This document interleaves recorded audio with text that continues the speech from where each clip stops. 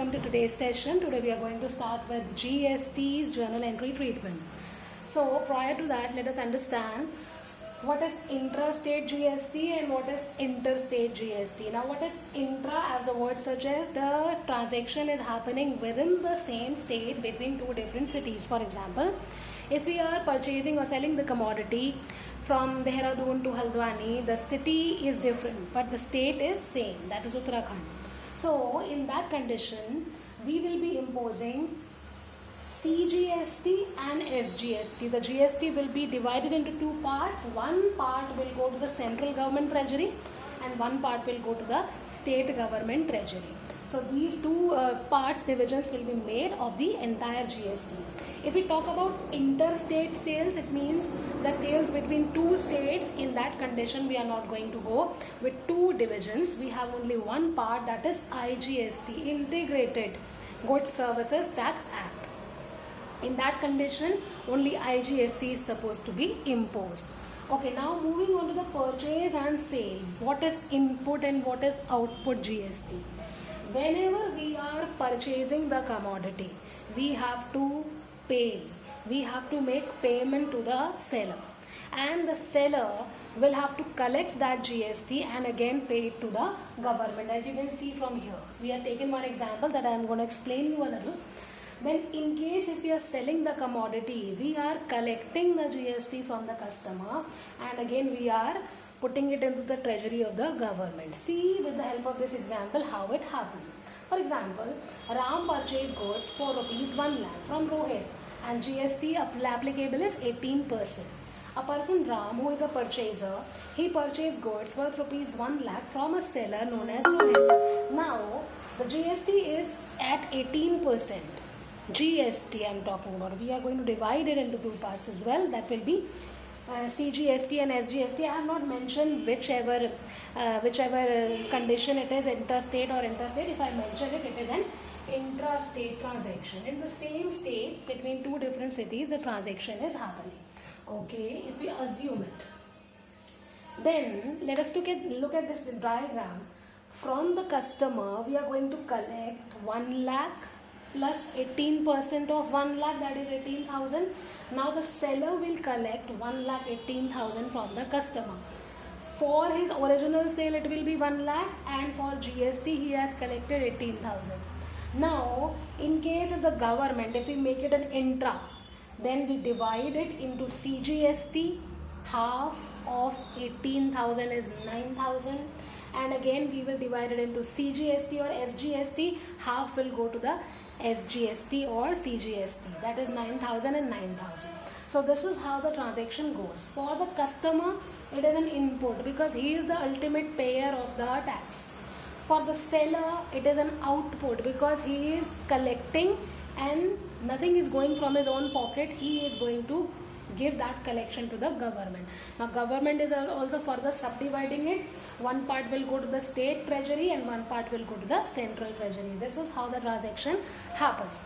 Now let us take it through the journal entry, how we are going to put it in the books of both the buyer and the seller. In this example, Ram is supposed to be the purchaser of the commodity. So how we are going to put up purchases? As we see the transaction of purchase, we generally do purchase account debited to creditor if we purchase the commodity on credit basis. So purchase account debited 1 lakh, input CGST 9,000, input SGST 9,000 and Rohit has to be credited with the amount of 1 lakh 18,000. It means the purchaser, for the purchaser, 1 lakh is the original expense of the purchase. Then again he is paying 9,000 for CGST. Again he is paying 9,000 for SGST and Rohit has to be credited or to be paid later on with the amount of 1 lakh 18,000. Now let us see what is happening in the books of Rohit. In the books of Rohit, if he is selling the commodity, then GST will be considered as an output for him. It will not be considered as an input. Then Ram's account will be debited with the 1 lakh 18,000 sales plus the amount of GST, including CGST and SGST both. Sales with the actual amount of 1 lakh, output CGST 9,000, output SGST 9,000. So the only thing that we have to remember is if we are the actual payer of GST, then it has to be input for us. If we are the collector of GST, then it has to be output for us. For input, we are having an asset, and for output we are having this liability which is to be credited. Assets are always debited and liabilities are always credited. For seller also, he cannot keep that GST collected in his own pocket.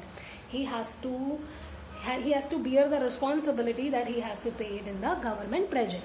Now let us see one more example, so as to make you a little bit more clear. For example, purchase return. If we take up the transaction of purchase return, what is the normal journal of purchase return? Customers account debited, creditors account debited, to purchase return. This is a journal, normal journal. That creditors account has to be debited and purchase return account has to be credited. It's a normal journal that you have already done. Now what about GST? With the purchases where we have done the GST, we have input.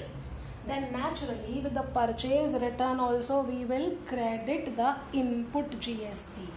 We will not credit the output GST, we will credit the input GST, as the reverse of purchase is purchase return and reverse of input will be credited. Here we have debited the input. In case of purchases, as you can see from here, input GST was debited, input SGST was debited, with the purchase was debited. But here when we are reversing the transaction, then if we are reversing the transaction with purchase return, naturally the input CGST and the input SGST will also be reversed.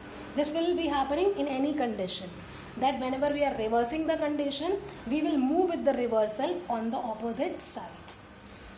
Now we take up one more thing which is also very important to understand, that is how to set off the GST. In case, suppose if we take one example, if Ram has to pay 20,000 GST, being a purchaser, he is supposed to pay a GST of 20,000 to the government, and he collected 30,000 GST. But being a seller, he has also collected GST with 30,000 rupees. Now, finally, how much he will pay from his pocket to the government? Will he pay 30,000 or 20,000? So that has to be sorted out. How we are going to sort it out? Output GST, whatever he has collected, first we are going to debit that. Output GST account debited. And then how we are setting it off? To input GST 20,000 and to bank 10,000. It means collection minus payment and finally going to the government. If I have collected 30,000 rupees and I have also paid 20,000 rupees, naturally to the government I will pay only 10,000. So this is the logic of setting off of GST. That whatever GST we are collecting, being the seller, has to be sorted out, has to be set off with the GST whatever we are paying off. Collection, output, payment, input, and the final amount going to the government through the bank. So this is how the setting off process goes on. I hope that you must have understood. So we will be having further more clarification of GST in the videos to come. Till then, stay tuned.